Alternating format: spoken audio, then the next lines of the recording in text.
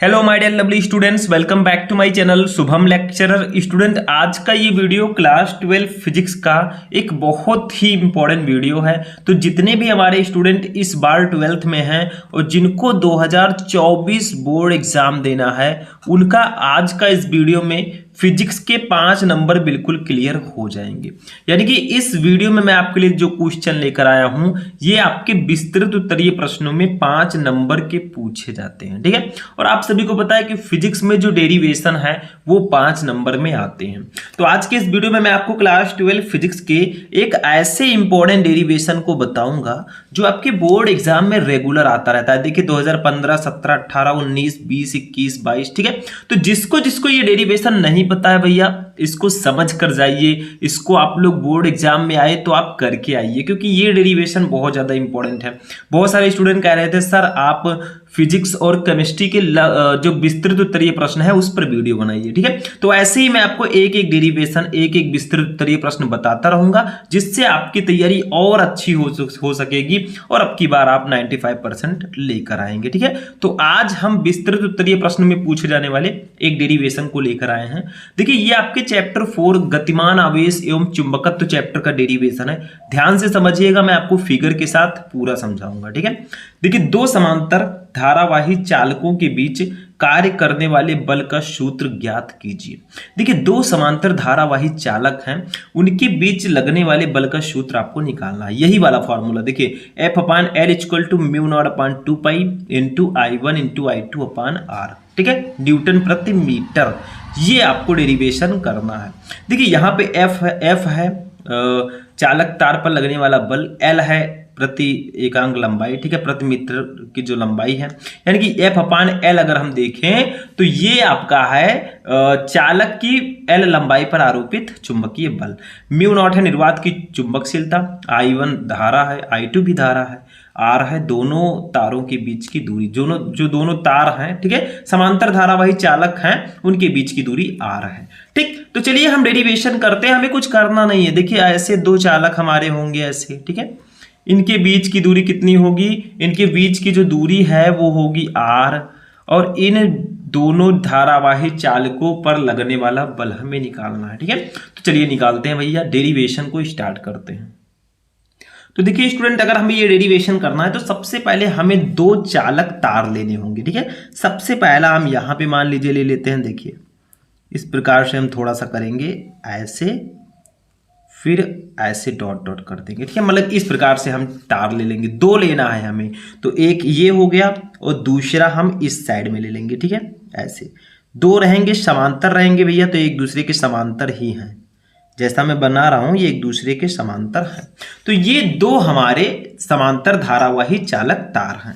अब देखिए इसमें दोनों तार हैं, दोनों में हमारी धारा बह रही है। एक में बह रही है I1 धारा और दूसरे चालक तार में बह रही है I2 धारा। ठीक है, दोनों का नामकरण कर देते हैं। नामकरण करना जरूरी है कि ये कौन है भैया, ये कौन है। ठीक है, तो ये हमारे हैं PQ, इनको मान लेते हैं PQ। ठीक है, और जो बगल वाले हैं भैया दूसरा तार है, इसको हम मान लेते हैं RS। ठीक है, ऐसे हम मान लेंगे PQRS। ठीक है, तो अब देखिए ये हमारे दोनों चालक हैं, एक PQ दूसरा RS। ठीक है, अब दोनों में धारा बह रही है। देखिए इसमें I1 है, इसमें I2 है। तो देखिए मैंने आपको बताया था पहले ही कि जब किसी चालक तार में धारा प्रवाहित होती है तो उसके चारों ओर एक चुंबकीय क्षेत्र उत्पन्न हो जाता है। जैसे ये दोनों चालक हैं आपके, इसमें धारा प्रवाहित होती है तो इसके चारों ओर एक चुंबकीय क्षेत्र उत्पन्न हो जाता है। यदि हम इस चालक के समीप एक दूसरा धारावाही चालक रखें, मान लीजिए चालक हमने लिया, इसमें धारा बह रही है, इसके समीप हमने दूसरा धारावाही चालक लिया, तो ये पहले वाले चालक से उत्पन्न जो चुंबकीय क्षेत्र है उसके कारण एक बल का अनुभव करेगा। मतलब अगर इसके बगल में हम इसको रख देंगे दूसरा चालक तार, दोनों में धारा बह रही है, तो ये जो दूसरा चालक तार है ये इसके कारण धारा का चुंबकीय बल का अनुभव करेगा। ठीक है, तो देखिए ध्यान से समझिए। अब यहां पर एक बिंदु हम मान लेते हैं, इस पे एक बिंदु मान लेते हैं M। ठीक है, इस बिंदु का हमने नाम दे दिया। एक चीज और कीजिएगा आप लोग, इन दोनों के बीच की जो दूरी है उसको भी लिख दीजिएगा। दोनों के बीच की दूरी जो है वो R मीटर है। ठीक है, तो आर हमने लिख दिया। ठीक, अब ये आपका यम है। ठीक है, अब देखिए यहाँ पे जो इस चालक के कारण इस पर जो चुंबकीय क्षेत्र है उसको हम लोग मान लेंगे B1। देखिए चुंबकीय क्षेत्र को हम मान लेंगे B1, मतलब इस चालक तार के कारण इस तार पर उत्पन्न जो चुंबकीय क्षेत्र होगा वो B1 होगा। अब एक चीज और आता है, अब मान लीजिए ये आपका दूसरा तार है। ठीक है, यहाँ पे भी एक बिंदु हम ले लेते हैं जो कि जिसका नाम हम लोग दे देंगे, इसका नाम दे देते हैं N। ठीक, अब एक बात आप लोगों को ध्यान में रखना है कि इसकी दिशा क्या होगी। जैसे इस चालक तार में धारा बह रही है, ठीक है, इस चालक तार के कारण उत्पन्न जो चुंबकीय क्षेत्र है इस चालक पर B1 है, तो बताइए इसकी दिशा क्या होगी। तो इस चालक तार, इसकी जो बल की दिशा होगी, इस पर लगने वाला बल, क्योंकि मैंने बताया कि जब किसी चालक तार में धारा प्रवाहित होती है तो उस पर एक चुंबकीय क्षेत्र, मतलब उसके चारों ओर चुंबकीय क्षेत्र उत्पन्न हो जाता है। ठीक है, और अगर इसके समीप हम दूसरा धारावाही चालक रख दें तो पहले वाले चालक से उत्पन्न चुंबकीय क्षेत्र के कारण ये एक बल का अनुभव करेगा। इस चालक के कारण इस तार के पास जो है B1 एक है, बिंदु M है, इस पर जो उत्पन्न चुंबकीय क्षेत्र है वो B1 है। तो यहाँ पर ये बल का अनुभव करेगा और इस बल की दिशा जो होगी वो कुछ इस प्रकार से होगी। ठीक है, मतलब ये ऊर्ध्वाधर नीचे की ओर होगी, इस पर लगने वाला बल जो होगा वो ऊर्ध्वाधर नीचे की ओर होगा। तो इसको मैं ऐसे कर दूंगा। ठीक है, मतलब आप लिख सकते हैं दाएं हाथ की हथेली के नियम नंबर 1 के अनुसार कि जो B1 की दिशा होगी, ठीक है, वो तल के लंबवत नीचे की ओर होगी। तो इसको मैंने इस प्रकार से कर दिया। इस पर जो बल लगेगा उसकी जो दिशा होगी वो ऊर्ध्वाधर ऊपर की ओर होगी। ठीक है, इतना आपको ध्यान में रखना है। ठीक, तो जो मैंने बताया उसको अब हम लिखेंगे। इस पर भी बल ऐसे कार्य करेगा। ठीक, बल कार्य करेगा, मतलब यहाँ पे अब हम लिखेंगे कुछ। ठीक है, साइड में जो मैंने बताया वही हम लिखेंगे। क्या लिखेंगे, माना अनंत लंबाई के दो धारावाही तार, देखिए अनंत लंबाई के दो धारावाही तार हैं PQ और RS। ठीक है, जो वायु अथवा निर्वात में एक दूसरे से R मीटर की दूरी पर रखे हैं। ठीक है, इन दोनों में I1 तथा I2 धारा प्रवाहित हो रही है। अब चालक तार इस PQ के कारण, इस चालक तार PQ के कारण जो इस बिंदु M पर उत्पन्न चुंबकीय क्षेत्र होगा उसको हम निकालेंगे। ठीक है, तो जो दिया गया है, जो मैंने बताया उसको पहले हम लिखेंगे माना अनंत लंबाई। ठीक है, थोड़ा बहुत अगर लिख देंगे तो ज्यादा बेटर रहेगा। अनंत लंबाई के दो धारावाही तार कौन कौन है भैया, एक है PQ तथा वह RS। ठीक है, वायु अथवा निर्वात में। ठीक है, वायु अथवा निर्वात में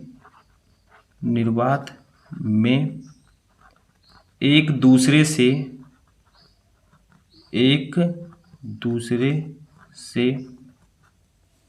R मीटर की दूरी, यहाँ पे R जो लिखेंगे ब्लैक से लिख देंगे, R मीटर की दूरी पर रखे हैं।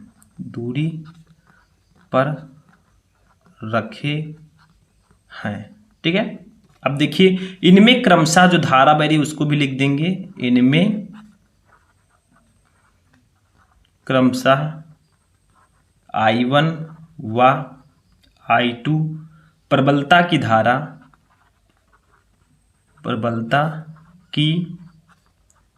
धाराएं प्रवाहित हो रही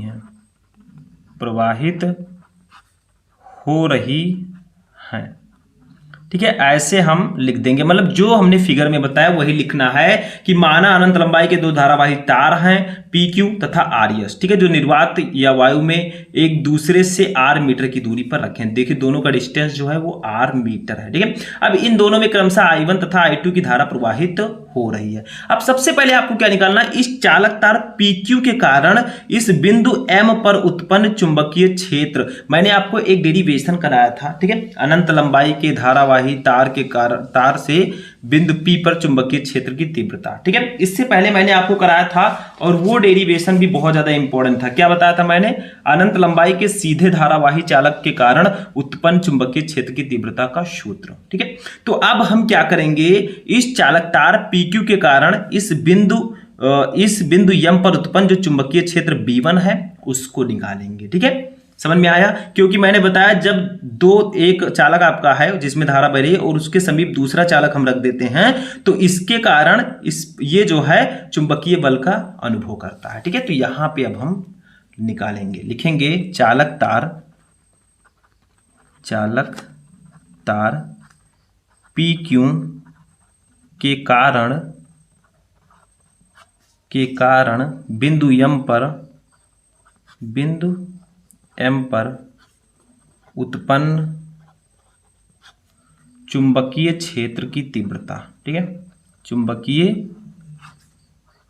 क्षेत्र की तीव्रता। ठीक है, अब चुंबकीय क्षेत्र की तीव्रता का फॉर्मूला क्या होगा? देखिए मैंने आपको जो डेरिवेशन कराया था, अनंत लंबाई के सीधे धारावाही तार के कारण उत्पन्न चुंबकीय क्षेत्र की तीव्रता। देखिए अनंत लंबाई का एक धारावाही तार है, इसके कारण बिंदु P पर उत्पन्न चुंबकीय क्षेत्र की तीव्रता मैंने बताई थी, यहाँ पे बिंदु M है। फॉर्मूला लगभग उसी तरह से रहेगा, बस वहां पर B था, यहाँ पर चुंबकीय क्षेत्र की तीव्रता को हमने B1 माना है। ठीक है, तो यहाँ पे अब हम लिखेंगे B1 इक्वल टू क्या होगा हमारा? देखिए उसका फॉर्मूला हमने निकाला था μ0/2π इंटू I/R था। यहां पे जो आपका चालक तार है PQ, इसमें I1 धारा बह रही है तो हम यहां पे I1 लिखेंगे। ठीक है, I1/R ये आपका फॉर्मूला होगा। ठीक है, तो ये तो हमारा चालक तार PQ के कारण बिंदु M पर उत्पन्न चुंबकीय क्षेत्र की तीव्रता आ गई। ठीक है, अब दूसरी चीज आपको क्या निकालना है? देखिए मैंने बताया जब आपका चालक में धारा प्रवाहित होगी तो उसमें क्या होगा? चुंबकीय क्षेत्र चारों ओर उत्पन्न होगा।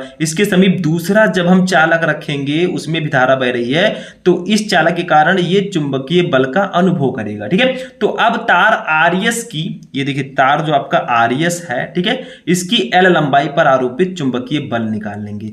मतलब ये जो तार RS है इसकी L लंबाई, मान लीजिए अनंत लंबाई का है, लेकिन इसकी L लंबाई पर हम आरोपित चुंबकीय बल निकालेंगे। ठीक है, कि कितना बल लगता है तो उसको हम निकालेंगे। वैसे बल का फॉर्मूला एक मैंने आपको बताया था। ठीक है, F इक्वल टू एक फॉर्मूला होता है, चूंकि F इक्वल टू आपका होता है एक formula IBL sin theta, IBL sin theta. ठीक है, इसी फॉर्मूले पर हम रखेंगे उसको। ठीक है, लेकिन कैसे? चलिए लिखते हैं, क्योंकि हमें तार RS के लिए निकालना है तो यहां पे लिखेंगे अब तार RS की L लंबाई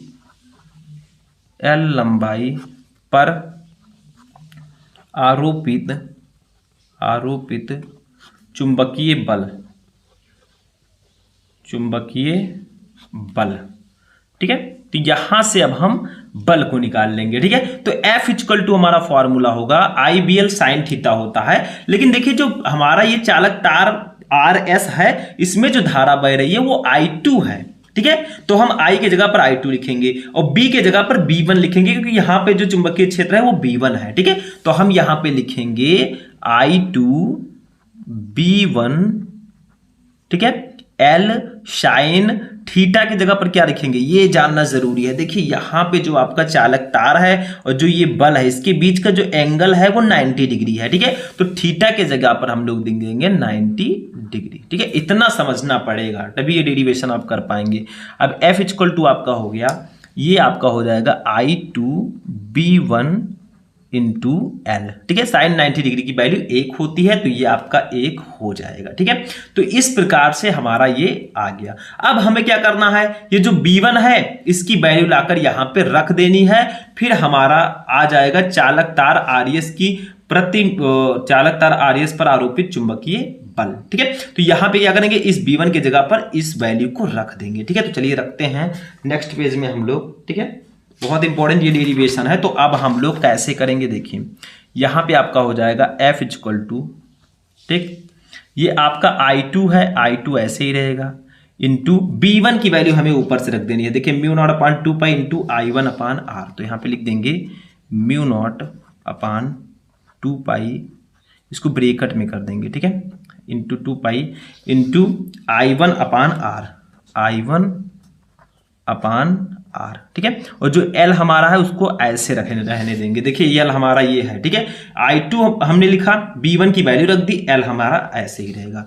अब देखिए हम यहां से F निकाल लेंगे, इसको हम थोड़ा अच्छे से लिख दें। किस प्रकार से लिखेंगे देखिए, μ0/2π, ठीक है, इंटू I1 I2, देखिए I1 into I2 upon are, ठीक है, इनटू आपका एल।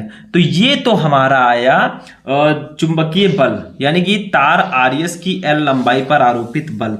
ये जो आपका तार आरएस है इसकी एल लंबाई पर आरोपित ये बल आ गया, ठीक है। अब हमें क्या निकालना है, इसकी प्रति मीटर लंबाई पर आरोपित बल अगर हमें निकालना है तो क्या करेंगे, इस एल को हम इधर लेकर चले आएंगे, बस हमारा डेरिवेशन प्रूफ हो जाएगा, ठीक है। तो लिखेंगे अब चालक तार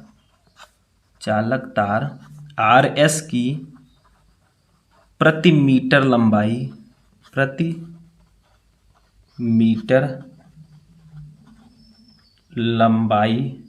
ठीक है, पर आरोपित बल,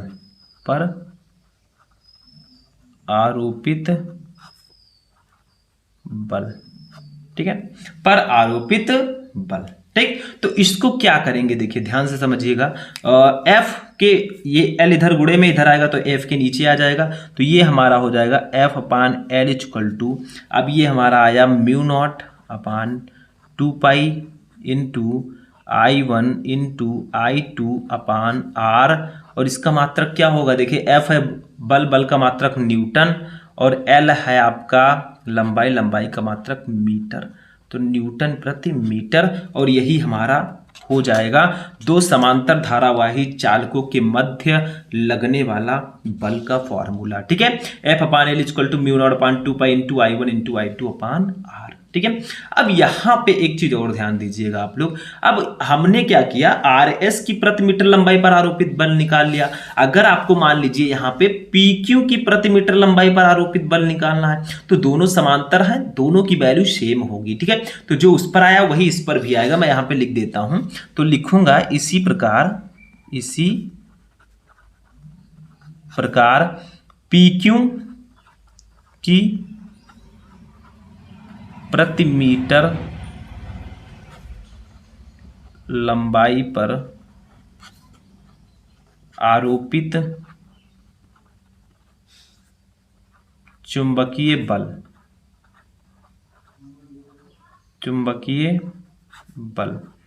ठीक है। तो ये क्या होगा, इसका फॉर्मूला देखिए वही सेम प्रोसेस रहेगा, F upon L equal to जो मैंने ऊपर बताया mu naught upon 2 pi into I1 into I2 upon R, newton प्रति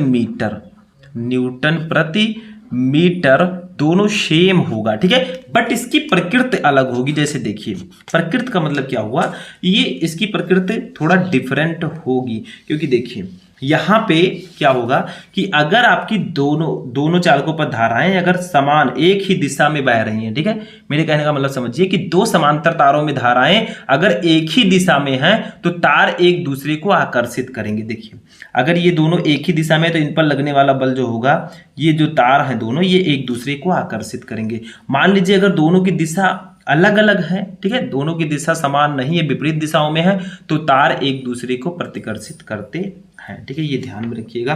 तो ये आपका डेरिवेशन हो चुका है यहीं पे, F upon L equal to mu naught upon 2 pi into I1 into I2 upon R, यही आपका डेरिवेशन था, जो मोस्ट इंपॉर्टेंट डेरिवेशन था, ठीक है, यहाँ पे यही हमें प्रूव करना था, ठीक। तो ये हमारा बहुत ही इंपॉर्टेंट डेरिवेशन है, आई होप कि आपको समझ में आ चुका होगा। इसमें कुछ नहीं करना, एक बार हम फिर से रिपीट कर सकते हैं। देखिए दो हमने चालक लिया, I1 और I2 धारा दोनों में बह रही है, इनका नाम कर दिया PQ, दूसरा चालक है QR, ठीक है। इसका मान लीजिए एक बिंदु है M, इसका एक बिंदु N है, ठीक है। अब इस चालक PQ के कारण इस चालक RS पर जो आरोपित विद्युत चुंबकीय क्षेत्र की तीव्रता होगी उसको B1 हम मान लेते हैं, ठीक है। तो इस PQ के कारण बिंदु M पर उत्पन्न चुंबकीय क्षेत्र की तीव्रता हमने निकाल लिया सबसे पहले, ठीक है। फिर हमने क्या किया, फिर हमने बल निकाल लिया, तार RS की L लंबाई पर आरोपित बल, वो हमारा इतना आ गया। फिर हमने चुंबकीय क्षेत्र की तीव्रता की वैल्यू रख दी तो हमारा इतना आ गया बल, ठीक है। अब चालक तार RS की प्रति मीटर लंबाई पर आरोपित बल, इस L को हम इधर ले आए, हमारा डेरिवेशन हो गया, ठीक है। दैट्स अ सिंपल डेरिवेशन, बहुत ज़्यादा टफ नहीं है, बस आपको थोड़ा अच्छे से लिखना है अगर 5 में 5 लाना है तो, ठीक है। तो आज का ये इंपॉर्टेंट डेरिवेशन कैसा लगा, आज का ये क्लास यहीं पर फिनिश होगा। मिलेंगे नेक्स्ट वीडियो में नेक्स्ट टॉपिक के साथ, तब तक के लिए जय हिंद।